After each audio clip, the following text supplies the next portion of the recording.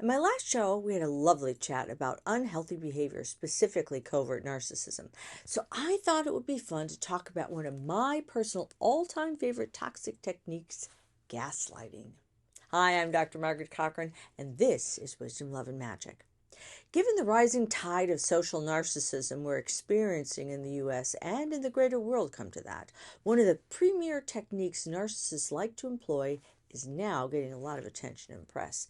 And that technique, which as I mentioned earlier is one of my favorites, would be gaslighting. The term gaslighting has arisen from a marvelous play and later a couple of films called Gaslight. The plot centers around a husband who uses a manipulative form of distraction in an attempt to convince his wife and everyone around her that she's losing her mind to distract her and them from his nefarious behavior. I recommend you watch the Ingrid Bergman Charles Boyer version of this oldie but goodie, because if you're interested in seeing gaslighting in action, that was an excellent presentation. Until recently, there really wasn't a great deal written in the clinical literature about it, so Willis Klein at McGill University in Montreal, Canada, stepped in to fill the void. His research looked at how gaslighting affected romantic relationships and what the underlying motivation for using the technique might be. So after all was said and done, the research demonstrated that people who employ gaslighting do so for two reasons. One, to avoid accountability for their bad behavior, and two, to attempt to control the thoughts, feelings, and behaviors of others. Those of us in the field knew that already, of course, but hooray for research, as there's nothing as satisfying as crunching statistical numbers to correct a fallacy or prove one's point. Klein discovered that there were stages of gaslighting and that it happens over time.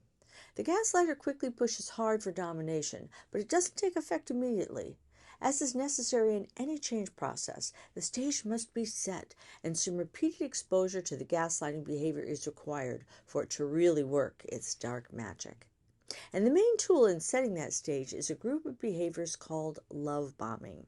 Love bombing occurs when the perpetrator showers their victim with over-the-top displays of affection and slowly increasing social isolation from others, including friends and family.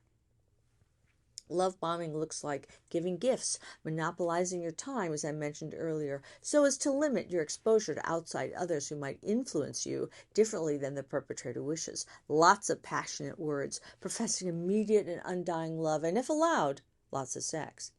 Now, hopefully this type of behavior will set off all kinds of alarm bells, and I hear people say all the time when they first meet someone like this that they are suspicious, and it's just too good to be true, but it feels so good. And because it feels so nice, the victim becomes their own worst enemy by doing things like rationalizing, telling themselves that the relationship is just incredibly special and falls outside the rules of reason. He, she, they are my twin soul, etc., etc., etc.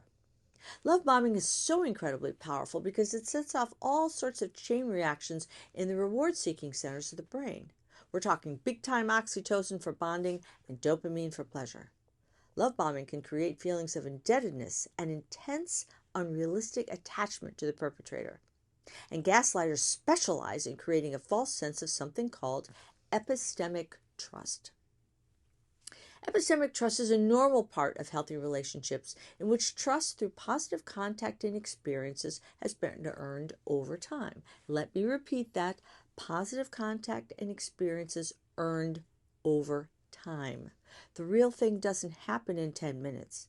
In genuine, healthy epistemic trust, we rely on our partners to give us feedback that fosters positive personal expansion and growth.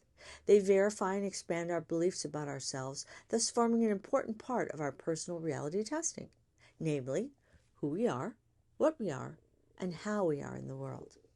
The gaslighter uses their victim's elevated, unrealistic, and unwarranted sense of epistemic trust to criticize, nitpick, attack, and systemically grind them into a pile of poisoned emotional excrement. We're talking the poop emoji sans the smile here. So the victim is now an uncertain shell of themselves and doubts what they think, feel, see, experience, and know about everything and everyone. The gaslighter uses words like greedy, stupid, crazy, irrational, and careless, among many others, to begin the process of reshaping their victims into a deficient and damaged version of themselves. And then the victim is theirs, convinced that they're broken, worthless, and would have nothing without their toxic partner. In fact, the gaslighter loves nothing more than to tell their victim that they're lucky that they put up with them at all.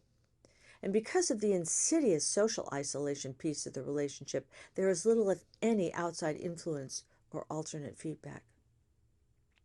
You begin to believe whatever you are told and feel indebted for the abuse you receive. However, if you find yourself in such a place, there is an answer. And the best one is to leave right now and never look back. If you don't feel ready for that, you can at least begin to take some steps in that direction. As always, I recommend that you seek help from a licensed mental health clinician. It's also important to take the risk of stepping back from the relationship and asking some pointed questions. Check in with friends and emotionally healthy family members about how they see you. Is there a match between what your partner says and what they see? Practice self-care, meditate, exercise, play. Start getting out again and reinitiate any hobbies or other interests you may have had before the relationship. Spend time with healthy friends and family. Begin to weigh the value of the relationship as a whole against what others who know you and love you say, and against the quality of the life you want going forward. Remember, the toxic behavior is not going away, and anything you tolerate, you'll just get more of. If the concern is not for yourself, but for a family member or loved one who might be involved with the gaslighter, don't criticize or verbally attack the perpetrator. That will just cause your loved one to cling all the harder to the relationship and defend them.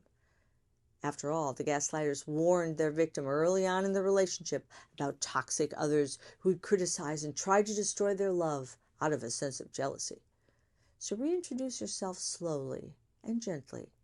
Don't talk much about the gaslighter. During your interactions, highlight your loved one's competence and wonderful qualities. Invite them to engage in activities with you and others they love and respect. And encourage them to seek an unbiased opinion of their life and circumstances via professional help and support.